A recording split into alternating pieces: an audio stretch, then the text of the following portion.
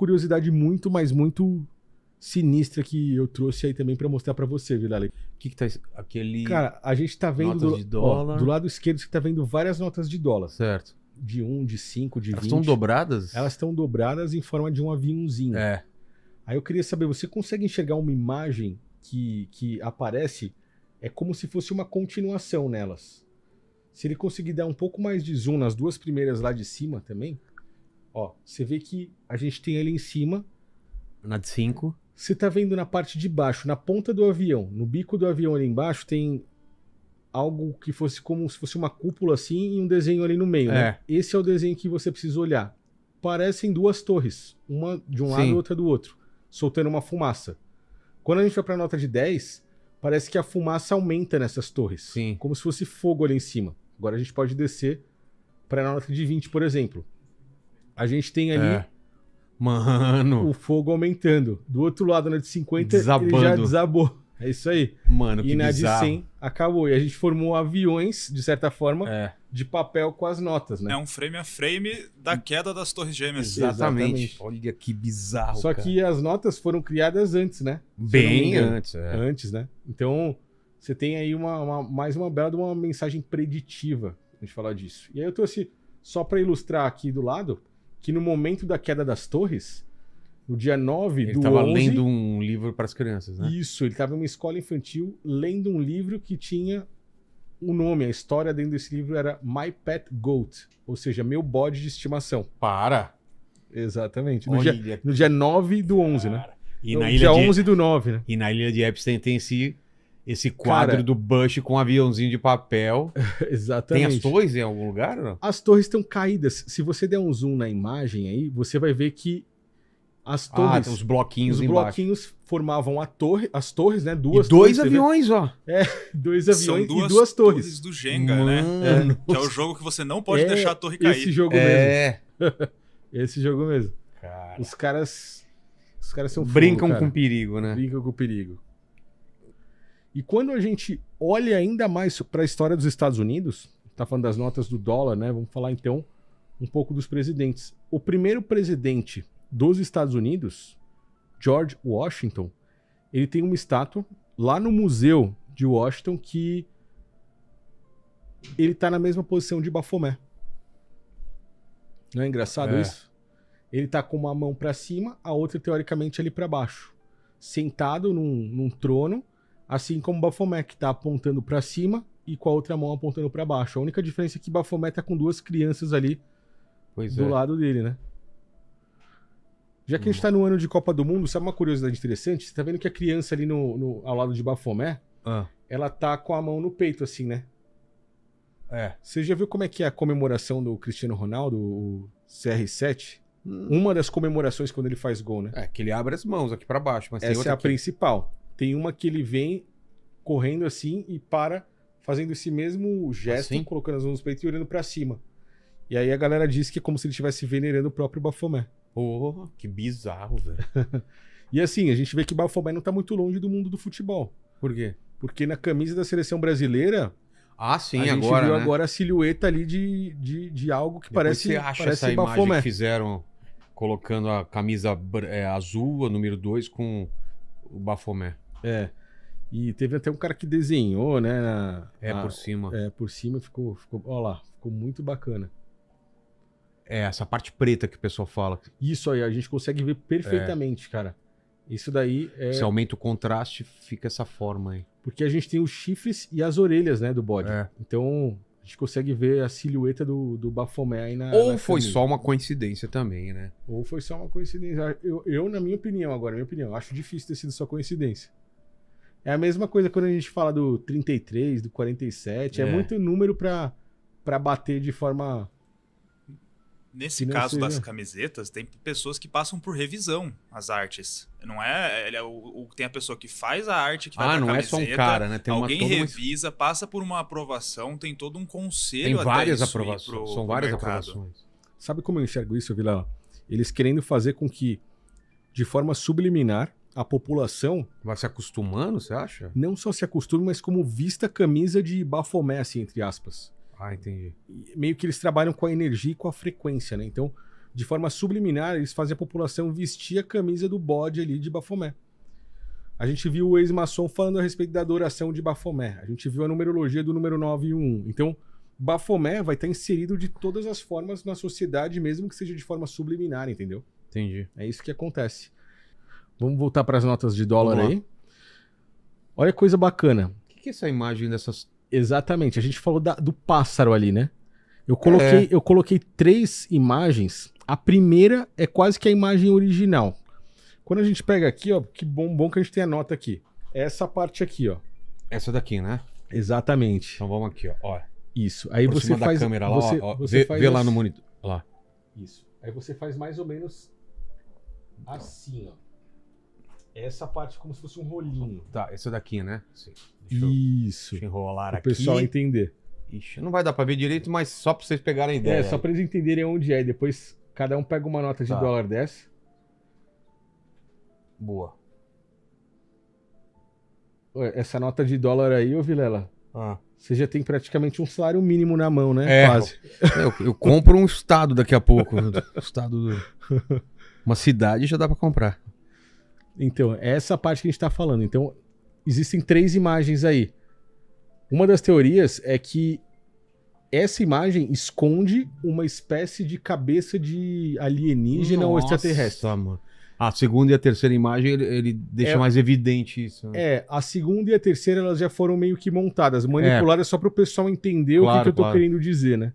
Mas você consegue enxergar como se fosse um ser de uma outra raça iluminado, de certa forma.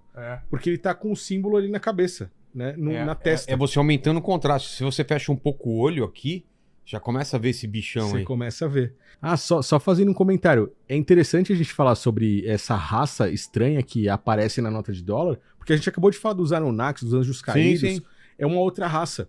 E é como se esse carinha que aparece aí na nota, esse cara não é humano, né? Você vê que é tipo um ETzinho aí, um bicho cabeçudo ali, né? Existiu uma mulher que ela foi gerente do Banco Mundial. Karen Hughes, se eu não erro o nome dela, Karen Hughes. Ela diz que eles eram homo capenses. Homo? Capenses. Que é? Pessoas da elite que controlam o sistema de bancos, por exemplo, da família Rothschild, e que os crânios deles eram levemente mais alongados do que um crânio normal, porque eles não faziam parte da raça humana como nós. Então eles tinham essa cabeça assim um pouco mais alongada e eles eram de uma outra raça. Era de uma raça ou era híbrida com a nossa? Aí eu vou falar a minha opinião. Tá. Eu acho que é híbrida, porque a contaminação que houve lá no passado, quando a gente falou do livro de Enoque ali... Sim. Não só de Enoque, né? O pessoal fala de Enoque, mas assim, no livro de Gênesis, Moisés começa a falar dos anjos caídos. Ele começa a escrever sobre isso e muda de assunto depois. Enoque continua, né, nesse assunto. Entendi. Então, é algo curioso assim, de se observar. Ali em cima, na outra nota de dólar... Na nota ainda de dólar tem uma coruja escondida no canto. A coruja faz referência também à própria maçonaria, é um dos símbolos que eles usam como um símbolo maçônico, representa também a sabedoria, né? Mas você vê que tem uma corujinha escondida ali. Nossa. Bem no canto. Aí, agora a gente conseguiu um bom zoom aí. Essa corujinha. Então você vê que os caras fizeram um negócio completamente planejado, né? Pra trabalhar em cima de uma das principais coisas que a gente tem no mundo hoje, que é o dinheiro, e em uma das principais moedas que a gente tem, que é o dólar. Embaixo aí, nessa imagem, o que a gente está vendo? Essa é uma planta de Washington, que é a capital dos Estados Unidos. A gente consegue ver de forma subliminar que na planta de Washington nós temos um esquadro e um compasso, aqui mais para baixo. Sim. Não sei se você consegue enxergar. Que vai interligar nos principais pontos da cidade com um pentagrama invertido que a gente tem ali em cima, né? Então, em amarelo. A planta já foi feita em cima de simbologia maçônica. O pentagrama, ele tá na testa de Baphomet. Sim. É a estrela de 5 pontas. Ele é um símbolo de invocação. A gente falou sobre os selos de invocação de Salomão com os 72 demônios. O pentagrama é um selo de invocação do próprio Baphomet. Cara, as notas de dólar contêm muitos segredos subliminares. Elas não falam apenas dessa nova ordem mundial. Elas trazem mais mensagens e mais informações. A gente falou da nova ordem mundial lá de Nimrod. A nova ordem mundial está nas notas de dólar. Na nota de $1, o símbolo mais comum é o símbolo da maçonaria, né? A pirâmide com o olho que tudo vê. Hoje, esse símbolo representa o objetivo principal do sistema, que é implementar essa nova ordem mundial, né? Novus Ordo Seclorum. Implementar essa nova ordem no mundo, onde o mundo vai ter um único líder global, uma única linguagem, uma única moeda, e vai ser um sistema digital, um sistema de inteligência artificial. O olho que tudo vê, sabe o que ele vai ser, na grande realidade? Esse sistema de inteligência artificial que vai poder ser controlado por um único homem e que vai ter o poder em cima de todas as pessoas no mundo. Inclusive sobre eu e sobre você e sobre todo mundo que está assistindo aqui. Por quê? Imagine, Vilela, o cara tendo o poder do controle desse sistema, todo mundo conectado, e você usando, por exemplo, o dinheiro digital. Acabou o dinheiro físico, porque é algo que vai acontecer, né? Acho que a maioria das pessoas já nem usa mais as cédulas físicas. Dificilmente. Né? Então, você vê que o dinheiro vai se tornar digital. A inteligência artificial avançando. Uma pessoa com controle sobre tudo isso, uma única pessoa, ela vai ser onisciente, onipresente e onipotente, praticamente. O cara vai comprar algo ali com o dinheiro digital, esse sistema vai saber o que ele comprou, vai saber quanto ele ganha, vai saber quanto ele gastou, vai saber aonde ele foi, onde ele deixou de ir, com quem ele conversou, porque as conversas hoje são todas por celular, WhatsApp, smartphone. Então, nós seremos completamente rastreados. Para alguém ser como Deus, que era o mesmo intuito de Nimrod lá atrás, o primeiro construtor da Torre de Babel, para alguém ser como Deus, esse cara precisa desse sistema de inteligência artificial altamente potente. E aí ele vai controlar as pessoas com base em tudo isso. Né? Então, na nota de dólar a gente tem o símbolo da pirâmide tem um aí? Com o olho. Ah, cara. Um dólar aqui. Boa. Esse é o símbolo principal das notas de dólar. Agora vamos falar sobre outros que estão ocultos ali por trás. Do outro lado, a gente tem o símbolo de um pássaro, né? Uma águia que representa ali o poder ali dos Estados Unidos. Em cima desse pássaro, nós temos 3 estrelas. Essas 3 estrelas representam 13 famílias que hoje controlam e governam o mundo. Embaixo da pirâmide, que a gente falou aí na nota, nós temos uma escrita em algarismos romanos. Essa escrita traz o número 1776. Você consegue ver M, D, C... exatamente embaixo da pirâmide, sim, na base da pirâmide. Eu coloquei grande ali, ó, para ficar mais fácil pra gente ler. Tá. Ó, M, D, C, C, L, X, X, V, I. Esses algarismos romanos, eles representam o número 1776. Vamos falar que é a independência ali dos Estados Unidos, mas também é a data de fundação da Sociedade dos Illuminati. Quem são esses Illuminati hoje? Que quando a gente fala Illuminati, as pessoas veem isso como uma grande teoria da conspiração. São 13 famílias que controlam e governam o mundo hoje. E que têm influência acima da própria maçonaria. Como se eles controlassem os cabeças da maçonaria. Então imagina, se a gente está falando que a maçonaria já controla as forças armadas, a política, a religião, imagine os caras que estão acima deles controlando eles. É realmente uma pirâmide, né? É uma pirâmide de poder. Por isso que acima a gente tem um olho, né?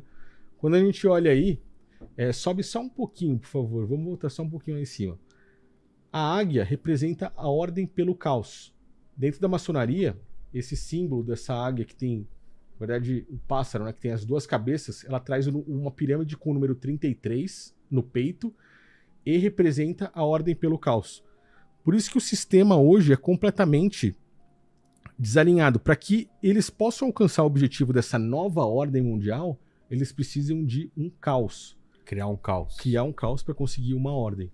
E quem controla esse caos e essa ordem são essas 13 famílias. Na pirâmide, ô Vilela, além da frase ali embaixo, Novus Ordo Seclorum, existe outra frase ali em cima. Vamos ver se ele consegue dar um zoom aonde a gente está vendo aquela estrela que parece a estrela de Israel, que eu fiz ali embaixo, ó, ao lado das 13 famílias. Sei. Você consegue aproximar só um pouco mais para a gente ver? Isso, essa aí mesmo. Se a gente colocar esse hexagrama, que é essa estrela de 6 pontas, encaixando na pirâmide da forma que eu encaixei aí, a gente tem ali Anuit Coeptis, né, ali em cima, né, que é uma frase que é como se dissesse assim, ele está nos apoiando, Deus, como se Deus, ou o olho que tudo vê, apoiasse os objetivos dessa agenda, né, os objetivos dessa nova ordem secular aí. Então, quando a gente encaixa esse hexagrama, que é um símbolo sionista, que é o símbolo das 13 famílias que estão acima da maçonaria, você também encontra a palavra maçom, né? Mason, ali em cima. Cada um dos pontos desse hexagrama... Pega uma letra. Isso, vai pegar uma letra e juntando, você encontra de forma subliminar a palavra Mason, que no caso é maçom em inglês. Tá? Então são segredos ocultos que existe aí nessa nota de dólar. Ao lado, na imagem do lado, nós temos o planeta Saturno.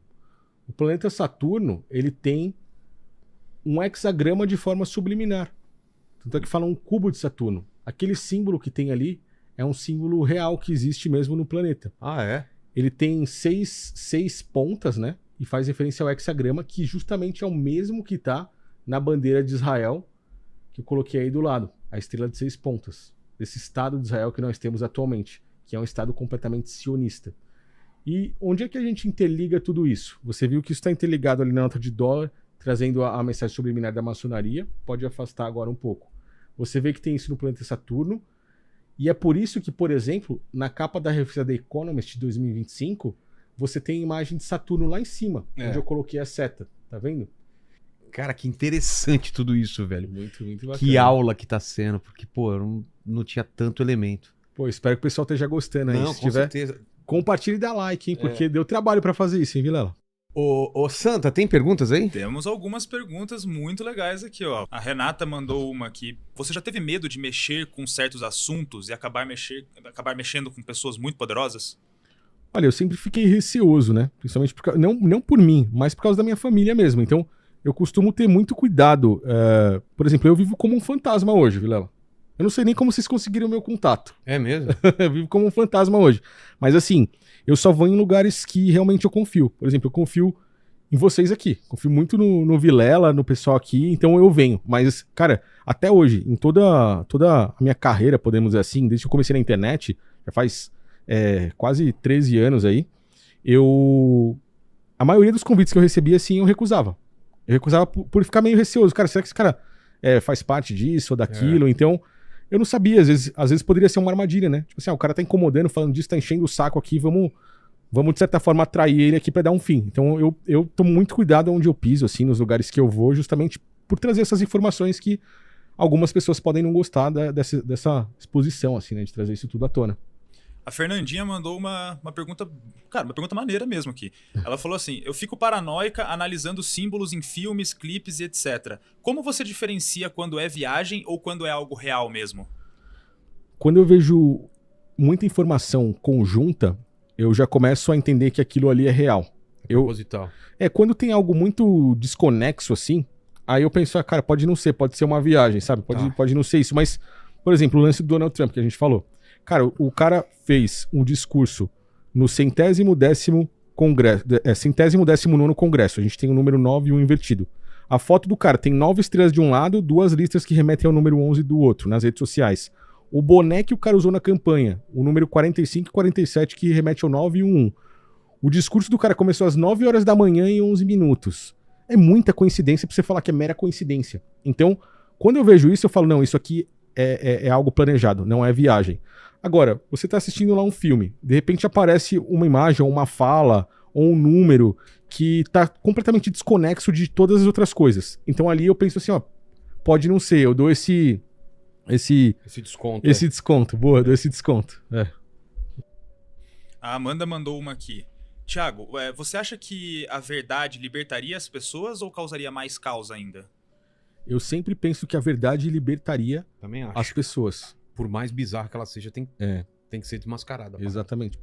Cara, você foi perfeito na colocação dessas palavras. Por mais bizarra que essa verdade seja, ela teria o poder de libertar ainda mais as pessoas desse sistema. Porque viver num sono profundo, viver nessa inércia, faz com que a gente seja apenas parte do jogo. Somos peões num jogo de tabuleiro. Então, é igual o mito da caverna de Platão, Vilela.